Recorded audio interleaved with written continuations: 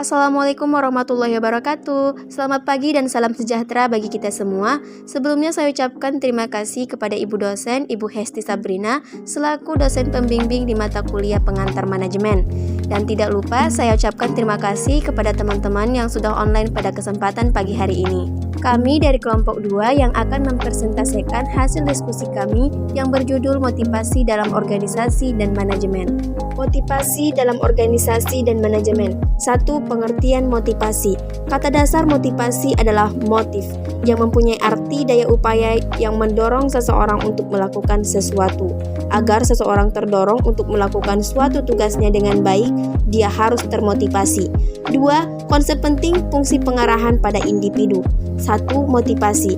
Pengertian motivasi menurut Friends and Raven, motivasi adalah suatu yang mendorong seseorang untuk menunjukkan perilaku tertentu. Motivation is the set of the forces that cause people to behave in certain ways. Faktor penentu kinerja atau Griffin. 1. Motivasi atau motivation, yaitu yang terkait dengan keinginan untuk melakukan pekerjaan. 2. Kemampuan ability, yaitu kapasitas dari tenaga kerja atau SDM untuk melakukan pekerjaan. 3.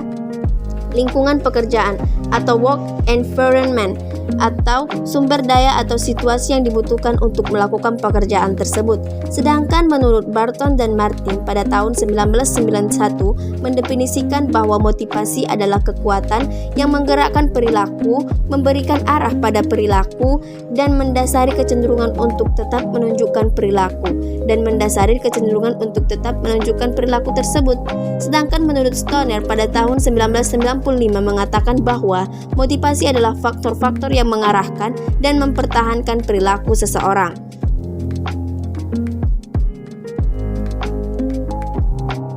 Beberapa pendekatan mengenai motivasi. 1. Pendekatan tradisional atau dikenal sebagai Traditional Model of Motivation Theory. 2. Pendekatan relasi manusia atau Human Relation Model. 3. Pendekatan sumber daya manusia atau Human Resources Model. Perspektif kontemporer mengenai motivasi. Perspektif kebutuhan atau need perspektif. Teori kebutuhan menekankan pernyataan apa sebab motivasi yang dihubungkan dengan identifikasi alasan perilaku pegawai. Para teorisi ini menganggap bahwa individu berkelakuan dengan cara tertentu untuk berusaha mencapai tujuan yang didorong, keinginan untuk memenuhi kebutuhannya. Jadi, analisis teori ini lebih menekankan pada faktor-faktor kebutuhan yang dibangkitkan perilaku individu yang bersumber dari dalam diri seseorang. Perspektif kebutuhan mengenai motivasi. 1. Teori hierarki kebutuhan atau Hierarchy of Needs dari Abraham Maslow. A. Fisiologis berhubungan dengan kebutuhan-kebutuhan utama atau dasar atau esensial yang harus dipenuhi setiap manusia untuk mempertahankan diri sebagai makhluk, seperti kebutuhan makan, minum, dan pakaian. B. Keamanan atau safety berkaitan dengan kebutuhan akan dan proteksi dari ancaman atau gangguan dari luar di tempat kerja. Misalnya ada jaminan kerja dan jaminan hari tua. C. Sosial atau social needs merupakan kebutuhan manusia untuk menjadi bagian dari kelompok, mencintai dan dicintai orang lain, dan bersahabat. D. Pengakuan atau esteem need berkaitan dengan keinginan manusia untuk dihormati dan dihargai orang lain sesuai dengan kemampuan yang dimiliki dan ingin punya status. E. Aktualisasi diri atau self-actualization need merupakan kebutuhan untuk tumbuh dan berkembang sehingga membutuhkan penyaluran kemampuan dan potensi diri dalam bentuk nyata. Artinya, setiap orang lain ingin tumbuh, membangun pribadi, dan mencapai hasil. 2. Teori ERG dari Clayton Alderfer. 3. Teori 3 kebutuhan dari Atkinson and Marcella. 4. Teori 2 faktor atau two factor teori dari Frederick Herbert. Teori 2 faktor dari Herbert. A. Motivating factor. Contohnya antara lain 1. Kesempatan untuk berprestasi, 2. Pengakuan dalam lingkungan pekerjaan, 3. Kesempatan untuk bertanggung jawab, 4. Kesempatan untuk berkembang dan mengembangkan diri. B. Higgins Factor. Contohnya antara lain 1. Kebutuhan akan kebijakan dan administrasi perusahaan yang jelas dan adil, 2. Supervisi yang memadai, 3. keserasian hubungan dengan supervisi. 4. Kondisi pekerjaan yang kondisif. 5. Gaji atau upah yang layak. 6. Hubungan yang baik antar pekerja. 7. Adanya penghargaan terhadap kehidupan pribadi. 8. Hubungan yang serasi dengan bawahan. 9. Kejelasan status pekerjaan. 10. Masa depan dari pekerjaan yang dijalani. Perspektif keseimbangan dan keadilan mengenai motivasi atau equity theory. Motivasi individu ditentukan oleh kesesuaian antara job input dan job reward. Teori keadilan atau equity theory 2 sebagai suatu pendekatan terhadap proses motivasi diperkenalkan oleh J. Stacy Adams. Teori ini menekankan pada setiap orang mengharapkan hasil atau outcome yang diterima sesuai dengan masukan atau input yang diberikan dan juga dengan apanya diterima orang lain baik di lingkungan pekerjaannya maupun di organisasi lain. Hasil berupa imbalan yang diterima oleh individu dari organisasi seperti gaji, jabatan, dan penghargaan. Sedangkan masukan merupakan kontribusi yang diberikan oleh individu kepada organisasi seperti usaha, tingkat pendidikan, dan pengalaman. Perspektif pengharapan mengenai motivasi. Perspektif penghargaan dapat dikatakan merupakan kelanjutan dari perspektif keseimbangan dan keadilan mengenai motivasi.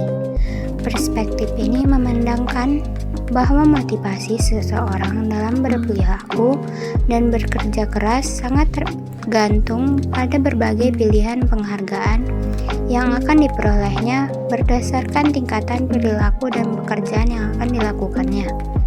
4 asumsi dasar Nadler dan Lawler.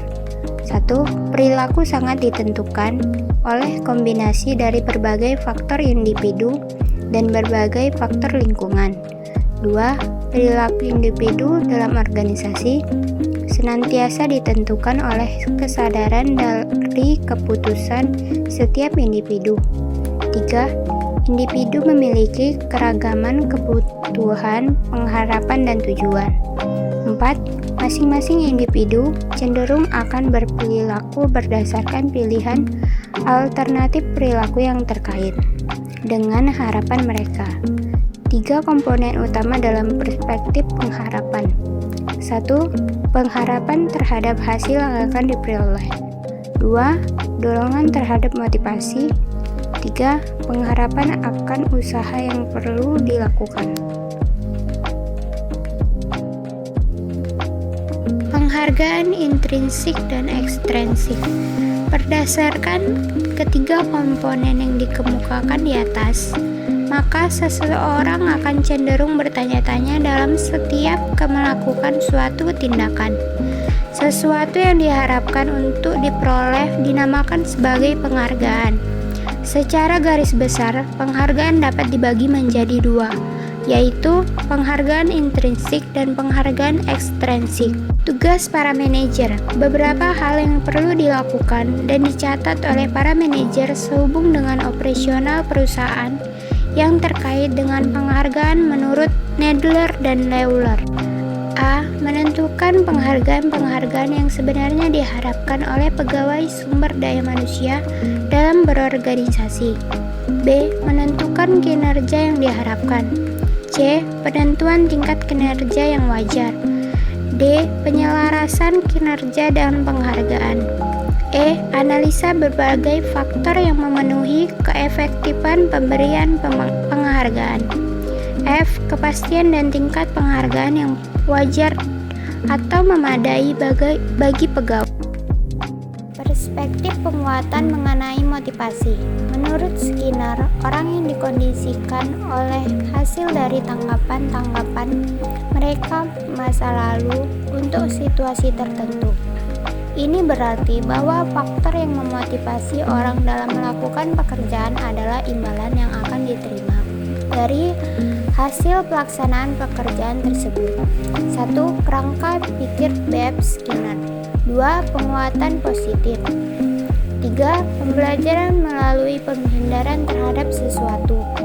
4. Pengecualian atau peniadaan. 5. Hukuman. Perspektif penyusunan tujuan mengenai motivasi menyangkut tingkat keterlibatan anggota dalam penyusunan dan penentuan tujuan organisasi. Anggota yang bertipe X cenderung kurang dilibatkan dalam penyusunan tujuan, sedangkan yang bertipe Y cenderung untuk lebih dilibatkan dalam penyusunan tujuan. 4 fase yang harus dilakukan oleh manajer sehubung dengan tujuan dari setiap kegiatan yang akan dilakukan. Menurut Stoner, Feynman, Gilbert, Christopher Early, dan Christine Seeley. 1. Penentuan tujuan atau target yang akan dicapai.